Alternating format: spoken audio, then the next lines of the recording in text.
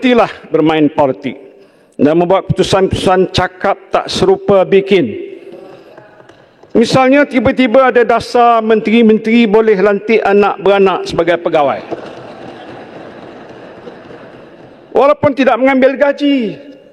Pelantikan ini tuan betul pun kita tahu menimbulkan pencanggahan kepentingan ataupun dengan izin konflik of interest yang berbau nepotisme. Yang itu dikatakan oleh PH dulu ditentang, tapi hari ini sudah jadi dasar. Wajarkah begitu? Untuk apa dasar ini diperkenalkan? Tak ada kaitan langsung dengan keperluan rakyat yang mendesak pada ketika ini. Rakyat bukan nak lihat anak menteri, anak Perdana Menteri memegang jawatan dalam kerajaan. Mereka nak lihat menteri dan Perdana Menteri buat kerja untuk rakyat. Begitu juga dengan tindakan kerajaan menekan kebebasan anak-anak muda untuk bersuara di media sosial, terutamanya menerusi saluran TikTok. Ramai penganalisis politik mengatakan dalam PRU 15 yang lalu, kempen Perikatan Nasional mendapat sambutan yang luar biasa di TikTok. Utamanya boleh bagi sikit sikit Ya.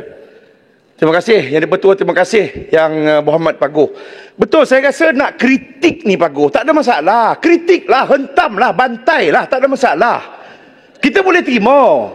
Tapi yang isunya macam semalam disebutkan, 3 budak perempuan. Soal buat fitnah ni tak kira budak lelaki ke, budak perempuan ke, orang tua ke, orang muda ke. Kalau fitnah kita tak boleh terima. Kalau fitnah kita tak boleh terima. Nak kritik, nak hentam. Tak, yang tak puas hati bangunlah, bangun. Pergi makan ubat. Tak, ini peluang saya, bagilah saya cakap. Bagi saya cakap. Fikir apa ni? Ulu Langat kena ajukan. Ulu Langat duduklah. Duduklah Ulu Langat. Ajukan soalan parlimen. Apa soalan? Itu saya nak katakan, nak kritik boleh kritik, tapi isunya sekarang ni masalah sebelah sana buat fitnah yang memang tak betul. Fitnah Ulu Langat yang buat fitnah. Keselamatan negara. Ulu Langat yang buat fitnah. Masalah Perikatan Nasional ni. Masalah Perikatan Nasional ni. Ulu Langat. Buat fitnah. Terima kasih. Kimas Saman. Kalau fitnah Saman. Terima kasih Langat. Kita tak nak bergaduh di sini Tuan Ketua. Kalau yang benar tu ialah benar. Kalau fitnah tetap fitnah. Tetapi kalau tidak fitnah, inilah pernyataan hak rakyat untuk menyatakan sesuatu menerusi media TikTok. Apa salahnya? Saya tak faham. Jadi Dia tak faham. Tuan Ketua, ini saya fikir adalah satu bentuk political prosecution dengan izin. Ini satu lagi langkah yang kita katakan tadi bikin tak serupa cakap. LGBT siapa dia? Di sebelah sana kah amalkan LGBT? Saya tak bangkitkan soal itu Tuan Ketua. Makan cili rasa pedas. Tuan Ketua, begitu juga dengan kenyataan-kenyataan yang seolahnya mencabar kedudukan kaum Melayu dan Bumi Putra di negara ini.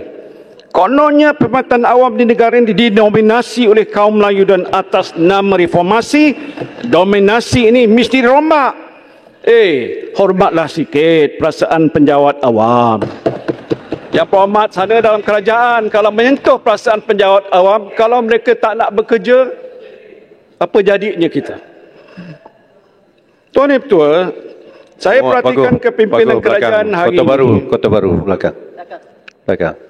Oh ya. Ya berhormat Tuan Ketua, Yang Berhormat Paguh tadi ada menyebut kerajaan perlu mengambil kira perasaan dan juga peranan yang dimainkan oleh penjawat awam. Apa pandangan Paguh?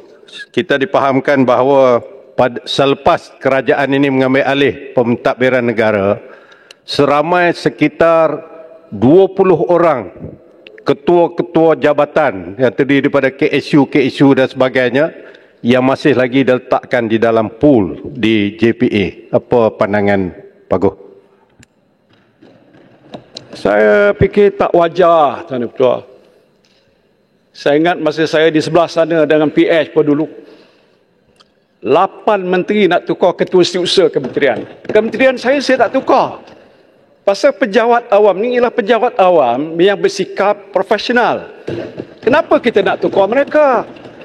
Kenapa nak masukkan dia dalam peti ais, bekukan? Jawatan-jawatan tertinggi KSP dan lain belum lagi diisi. Macam mana kerajaan nak berjalan kerja? Saya bersetuju sangat. KPPA yang menjaga perkhidmatan awam, pelantikan dan sebagainya. Kenapa dibuat begitu? Ini satu tindakan yang saya kira amat tidak bertanggungjawab.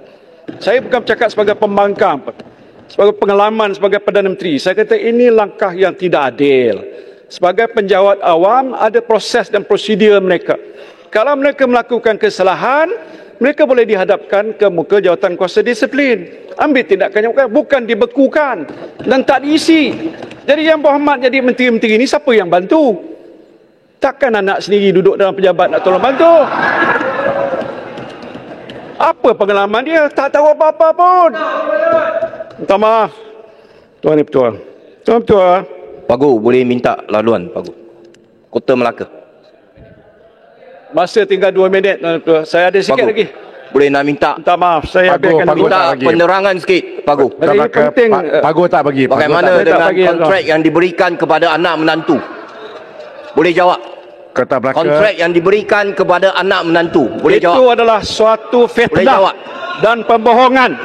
Boleh jawab. Jelaskan. Kalau fitnah, kalau fitnah saman. Kalau fitnah saman. Tak apa, kita akan ambil tindakan yang sewajarnya. Fitnah, bohong.